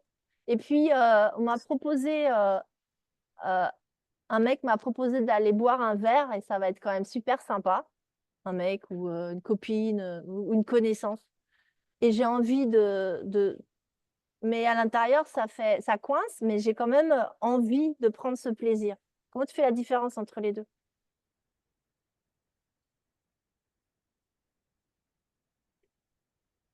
Je dirais que l'envie, c'est peut-être plus du mental. Parce que moi, si ça coince, et j'ai eu des exemples dans ma vie, et ça coince, c'est un refus. Gentil, mais un refus. Je le sens pas. Tout d'un coup, ou je me mets à étouffer, ou c'est à différents endroits. Ça dépend de la force du truc. Parce que des fois, ça peut juste dire un petit peu non. À la limite, ouais, tu peux y aller, mais bon, moi, je te dis que non. Ou alors, c'est un non catégorique. Voilà. C'est Donc, ça, pour les gens qui sont pas très au clair, ça pourra peut-être les aider, tu vois? Quand on est un peu entre les 2. Parce mais qu'entre le plaisir transitoire et puis vraiment la joie, il y a des gens pour qui, puis moi encore parfois, hein, bah, ouais. c'est pas hyper clair, quoi. C'est Ben, on t'a on peut faire des tests. On peut ouais, faire des tests. Dire, bon, ben, j'y vais parce que je ne suis pas au clair, je ne sais pas. Et puis après, bien garder ça en tête. Par contre, il faut bien le garder en tête pour dire, je vais faire un test parce que j'arrive pas à définir si pour moi, ça va être quelque chose d'agréable ou de désagréable. Donc, j'y vais et puis on va voir. À l'issue de ça, j'aurai ma réponse. Et après, tu te mets au clair avec toi. ouais, Je, merci de je, partager ça, ouais. moi, j'ai beaucoup de discours avec moi et si je répétais les trucs, on me prendrait pour en pleine crise de dissociation, hein, parce que franchement, il y a des fois, j'ai vraiment des discours entre moi et moi. Ça, je comprends pas. Ce que tu me dis là, je ne comprends pas ou je ne veux pas. Ça ne Mmh. me plaît pas, je ne veux pas. Donc ça, tu me mets ça de côté, j'en veux pas. Des trucs comme ça, c'est niet. Mmh. Non, mais comme disait Emrys, il y a un dédoublement de toute façon et puis c'est, la Oui, position de l'observateur et de l'observé. Il y a plein de traditions qui parlent de tout ça. La position de l'aigle aussi, de regarder les choses, d'un autre point de vue. tout à fait, tout à fait. Et des fois, je m'amuse à faire ça, d'essayer d'obtenir, d'arriver à avoir, parce que c'est pas évident, différents points de vue, comme les facettes d'un diamant. Intéressant, ouais. La la métaphore du diamant. Mmh. OK, merci. Merci à Merci à toi. toi. Et alors, vous faites comment dans la vie?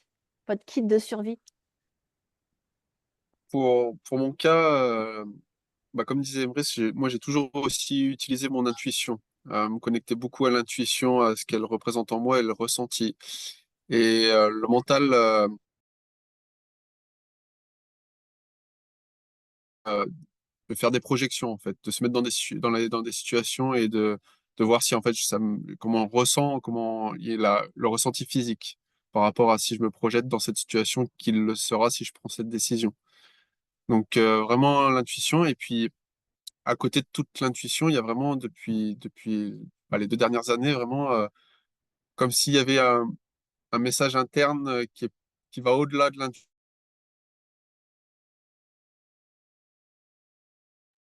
Ah bah Jérémy, là, il est parti dans une autre dimension, là.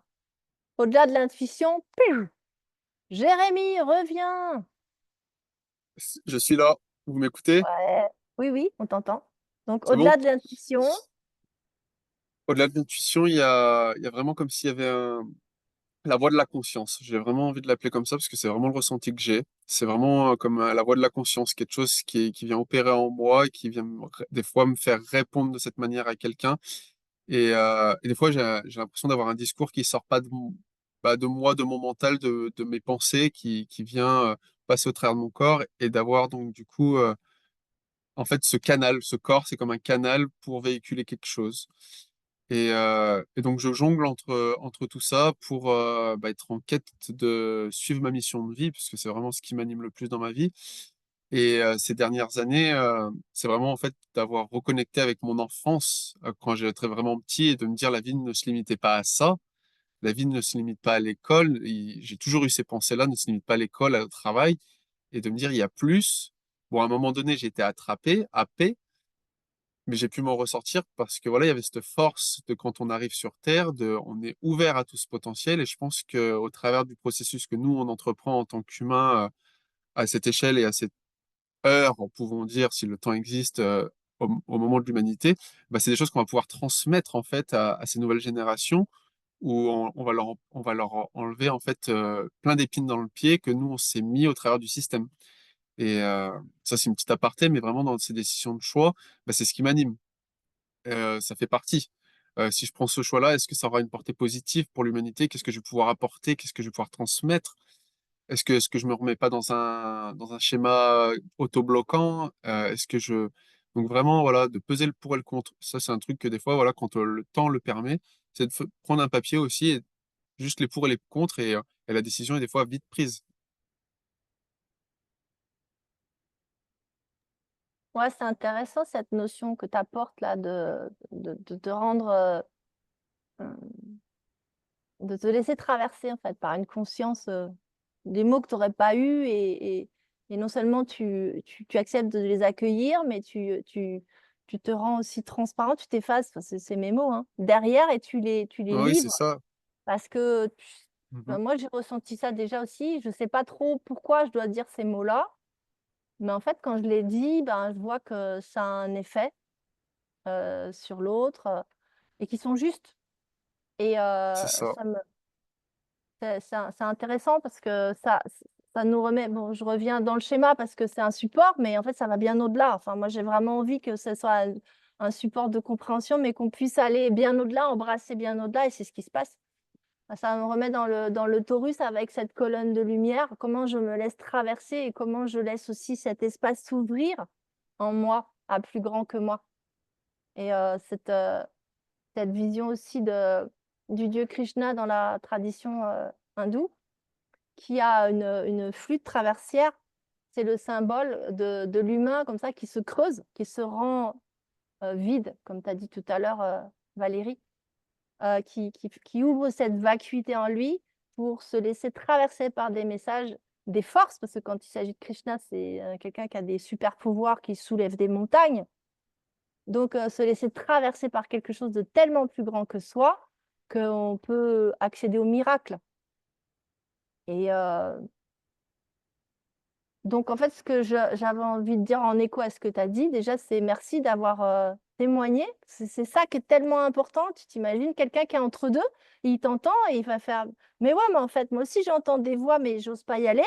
Et là, c'est comme une autorisation à y aller. Et c'est bien que ce soit pas moi aussi qui le dise. Et puis l'autre chose, c'est d'un côté, je l'ai posé dans la question le matérialisme, le monde où on revient, qui est fermé de ça, et un autre monde qui serait plus ouvert. Et en fait, c'est comme si cet autre monde qui serait plus ouvert, en fait, il est sans limite. Il nous amène vers il comprend. En fait, c'est pas une dualité, il n'y a pas de polarité entre les deux. Le monde matérialiste est à l'intérieur de tout ça. sauf qu'il est un degré de limitation. C'est ça, je crois, qui est important. Il n'y a pas de jugement entre ceux qui sont dans le matérialisme et qui cultivent le culte de la matière. C'est aussi un élément et un niveau qui est intéressant pour les artisans, les gens qui cuisinent, les gens qui sont dans le bien-être. C'est intéressant aussi. Mais ne pas s'en tenir là, parce qu'en fait, ça, c'est la base aussi de beaucoup plus. Beaucoup plus. Donc, je suis contente aussi de voir que notre dialogue à nous quatre fait que ben, on rend visible le fait qu'il n'y a pas la polarisation déjà dans le monde. Et puis, d'arrêter de rejeter des parts de soi. Parce que celui qui nous écoute là, s'il dit ah ouais, mais moi en fait, je suis dans une vie hyper matérialiste. Moi, quand j'ai commencé à m'ouvrir à la spiritualité, j'étais dans un hyper matérialisme. J'avais une grosse bagnole, j'avais une maison avec une piscine, j'avais des enfants, j'avais une maison de revue, j'avais des relations sociales que je pensais être des amis qui étaient là parce que tout ça était très beau. Et dans un claquement de doigts, j'ai vu et je me suis dit waouh, il faut que je rejette toute cette réalité. Ça a été violent. En fait, non, il n'y a pas à rejeter. C'est juste comme un niveau qui peut comprendre le reste. Et à l'intérieur de soi, de ne pas rejeter la part de soi. Parce que ça, c'est peut-être ce qui est plus difficile aussi. Quand on est en évolution, ou quand on ouvre les yeux. Merci. Emrys, le mot de la conclusion, c'est le sage de la tribu. Attention, Emrys va parler. Moi, je coupe mon micro.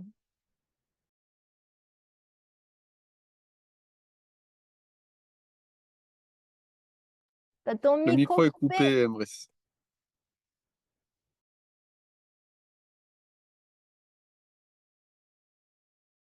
Le micro est toujours coupé. Il est rouge avec une barre. Il faut que tu le décoches. Non, non, je suis open. Oui, maintenant, mais avant, il est rouge avec une barre, là. Je suis désolée de m'opposer, mais Non, enfin, mon écran me permet de voir qu'il est activé. Donc, je pense qu'il y a du décalage. Bon, mais c'est pas très, très grave. Ce que je voulais dire, peut-être aussi, moi, qui m'a traversé parmi tous ces échanges, que je trouve très positif pour ceux qui prendront le temps d'écouter un petit peu tout ce que nous avons partagé de nos ressentis, de notre état d'être qui est aussi à un instant donné, il a été fait dans un grand respect, dans une grande honnêteté envers nous-mêmes tout d'abord, puis envers tous ceux qui nous écouteront. Et j'ai envie de dire également un petit peu pour évoquer ce choix que tu parles d'âme et d'un côté matérialiste et tout. Je me dis que peut-être nous sommes tous différents. Voilà, nous sommes venus tous nous incarner ici et encore que le mot d'incarnation n'est pas forcément bien choisi, mais enfin bon, beaucoup le comprendront. Donc nous sommes venus ici pour expérimenter quelque chose. Donc celui qui expérimente à fond le matériel, il est venu pour ça. Peut-être que dans une autre ligne de temps, dans un autre moment, il est venu expérimenter autre.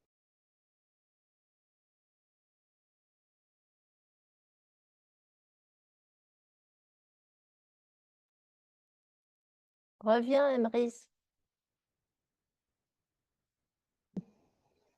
Ça y est, est-ce que vous m'entendez? Ouais, peut-être qu'il était venu expérimenter autre. Je sais plus là parce que j'ai cru que je faisais comme Jérémie, j'ai eu un blanc. Donc oui, je disais simplement dans cette pensée, c'est que on a fait un choix de venir et que certains d'entre nous qui nous écouteront euh, sont dans la matérialité. Pour eux, ils sont venus expérimenter que la matérialité. Et donc, je respecte aussi ce choix. Ils sont à côté de nous. On en a peut-être autour de nous que l'on côtoie. Et c'est pas grave, puisque nous, on essaye évidemment avec ce que nous émanons de lumière de leur montrer que ce côté est qu'une faible partie de ce que nous pouvons expérimenter là. Et nous le faisons. Je pensais également, comme tu le disais, par rapport à nos âmes. Donc peut-être qu'en évoluant, nos âmes, passant de jeunes à vieilles, etc., ces différentes catégories d'âmes, on aspire à d'autres choses. Et peut-être que en fonction des âmes que aujourd'hui chacun d'entre nous représente, et donc elle a son chemin. Et aussi, je voudrais ajouter par rapport à tout ce que nous vivons, et je remercie de vivre ce que je vis là, ici et maintenant, avec tout ce qui se passe, parce que ce choix, et si je suis là, c'est que j'en ai émis cette volonté de venir partager ce grand moment qui n'est pas facile, puisque je subis plus particulièrement les aléas de ce chaos énergétique, vibratoire.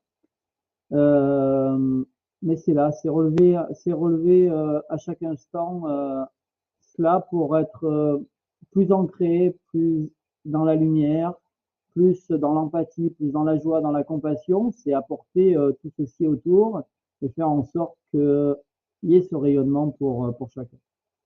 Donc voilà mon partage de fin. S'il y a quelque chose à rajouter, avec plaisir. Merci. On fait pas d'omelette sans casser des œufs.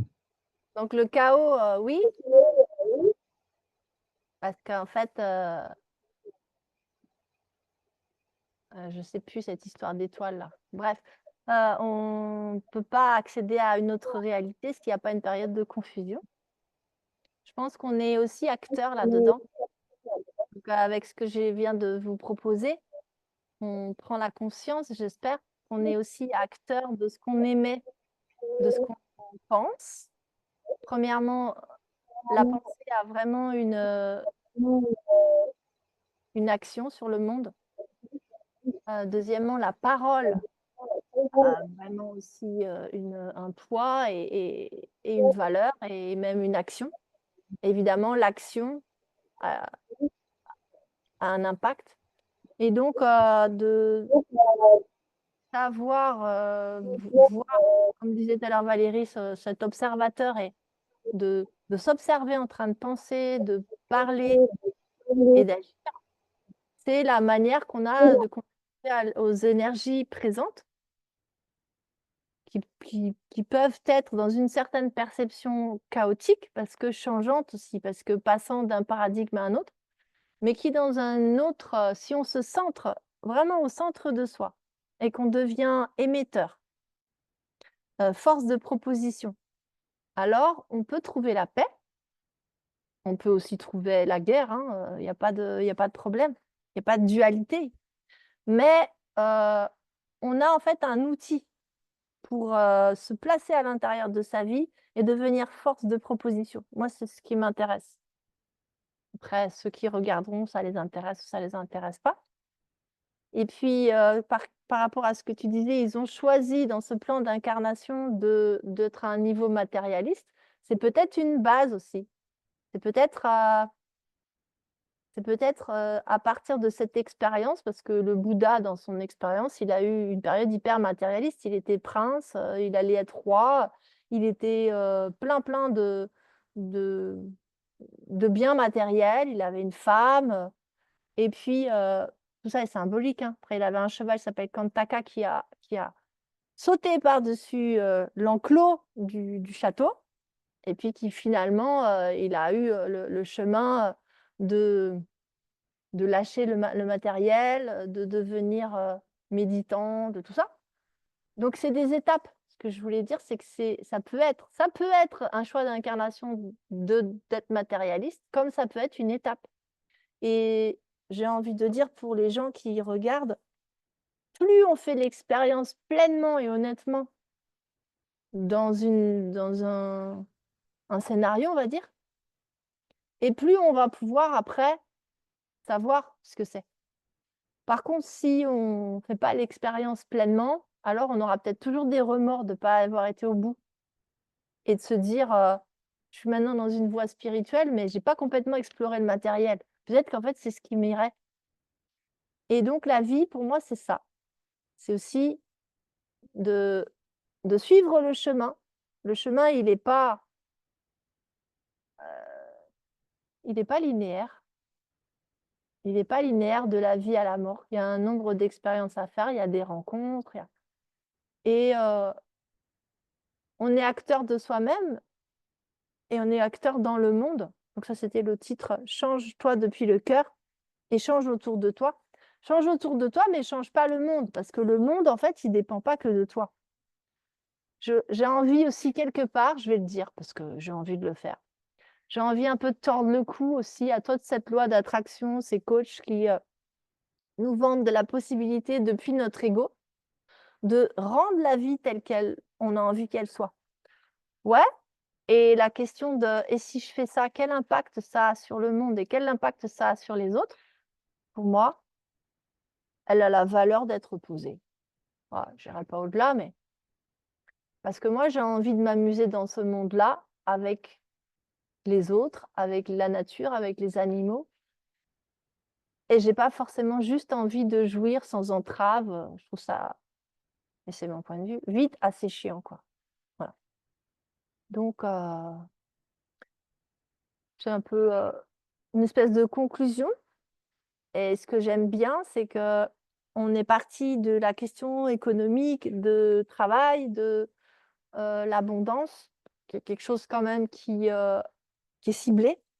Et on en arrive à de toute façon englober le tout. Parce qu'on va pouvoir prendre les choses comme ça avec des angles de vue différents, mais je sais, et ça confirme, qu'on n'arrivera pas à se cantonner dans le sujet. Et qu'est-ce que ça vient dire? Bah, qu'en fait, si on passe à un paradigme où on comprend le tout, où on se place dans l'unité, mais depuis son point de vue à soi, avec sa signature vibratoire, avec son propre ADN, eh bien, on va pouvoir compléter le tout comme il faut. Et c'est pas parce qu'on est par rapport à l'un qu'on va se perdre et que ça va être. Mais par contre, il faut faire aussi cette pratique personnelle de se recentrer et d'être bien ici et présent et d'être conscient de qu'est-ce que c'est un être conscient, des capacités que ça a et tout ça. En gros, voilà. Merci à vous tous. Vous avez envie de conclure un truc ou... Merci, merci. Merci. C'est bien clair. Merci. Le mot de la fin, pour moi, ce sera ça. Merci. C'est simple, net, concis. Merci à vous et merci d'avoir Merci. rendu possible la co-création.